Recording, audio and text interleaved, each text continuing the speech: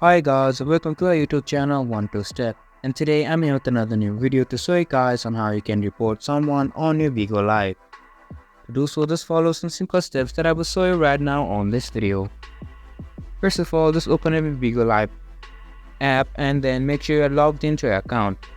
Now after logging into your account, you can see that you're on the live page of your screen. Now after that, just go on to chats.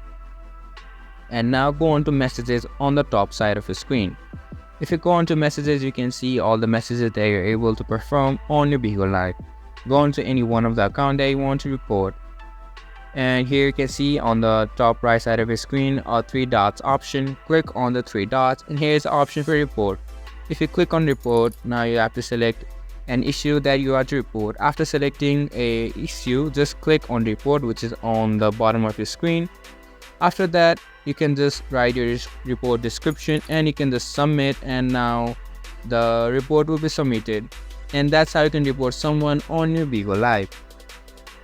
This was for this video, and I hope you guys find our video helpful. If you do, make sure to leave a like, subscribe to our YouTube channel and hit the bell notification. And don't forget to drop a comment for a review and for more content like this. See you guys in our next video. Thank you for watching.